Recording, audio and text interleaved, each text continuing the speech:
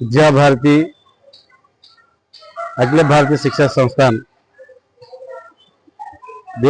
కేంద్రంగా దేశం మొత్తం మీద సుమారుగా 30,000 పాఠశాలలు నిర్వహిస్తుంది. దాంట్లో భాగంగా అనుబంధంగా భారతీయ విద్యా కేంద్రం శ్రీకాకుళం జిల్లా నుండి పశ్చిమ గోదావరి జిల్లా వరకు సుమారుగా 37 పాఠశాలలు 5 కళాశాలలు నిర్వహిస్తుంది. అయితే సరస్వతీదేవి జన్మతిథి అయినటువంటి వసంత పంచమి విద్యాభారతి అన్ని పాఠశాలల్లో ఈ యొక్క కార్యక్రమాన్ని చాలా ఘనంగా నిర్వహించారు. అయితే ఇదే రోజున 3 సంవత్సరాలు పైబడిన శిశువుల కోసం శిశువిహార తరగతులు ఈ రోజు నుంచే ప్రారంభమైనాయి. శిశువుల్లో సర్వాంగీణ వికాసం కోసం అంటే శారీరక, మానసిక, బౌద్ధిక, ఆధ్యాత్మిక వికాసం పొందే విధంగా ఈ శిశువిహార తరగతులు అనేటువంటివి నిర్వహించబడతాయి.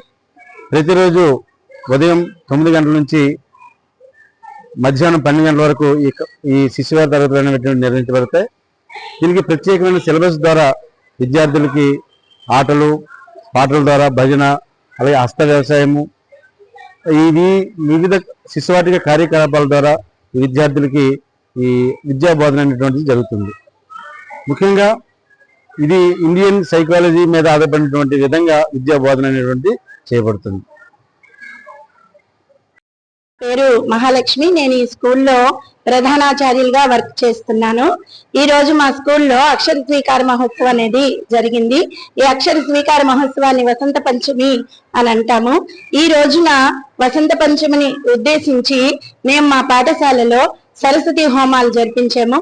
అక్షరాభ్యాసాలు సుమారుగా 30-35 మందికి అక్షరాభ్యాసాలు ఉచితంగా ఏ రుసుము తీసుకోకుండా జరిపించడం జరిగింది.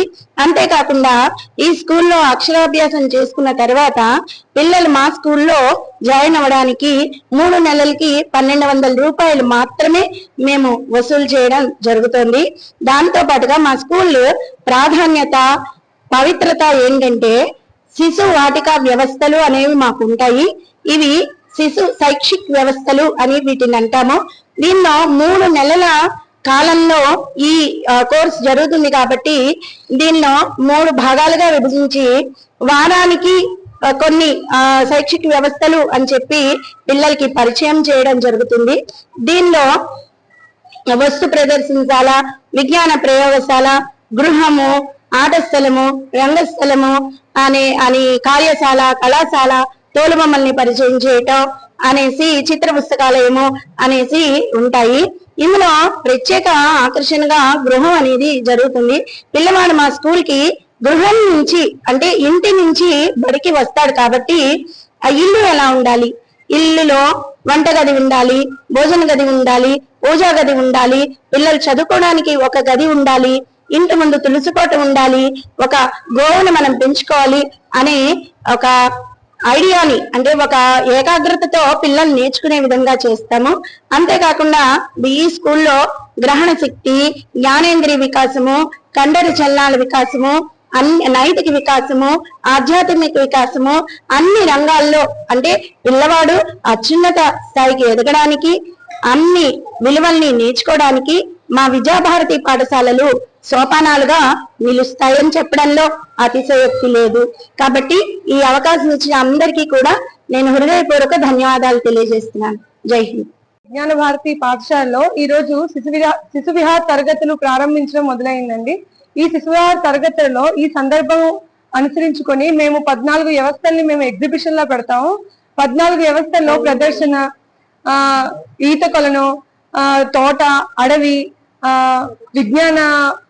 విజ్ఞానశాల, ఇవన్నీ కూడా రకరకాలవి వాళ్ళకి అన్ని పెట్టి పిల్లలకి ఇవన్నీ కూడా అవగాహన వచ్చేలా చేస్తామండి. అండ్ వీళ్ళకి సర్వాంగీణ వికాసం, హోలిస్టిక్ డెవలప్మెంట్ కోసం ఇవన్నీ వాళ్ళకి సహాయపడతాయి. వాళ్ళతో రకరకాల చిన్న చిన్న అంటే చేతితో తేలికైన వస్తువులేవి, బరువైన వస్తువులేవి, ఇలాంటివి చిన్న చిన్న విషయాలన్నీ కూడా యాక్టివిటీస్ ద్వారా తెలుసుకోవడానికి ఇవన్నీ కూడా చాలా వాళ్ళకి సహాయపడతాయి.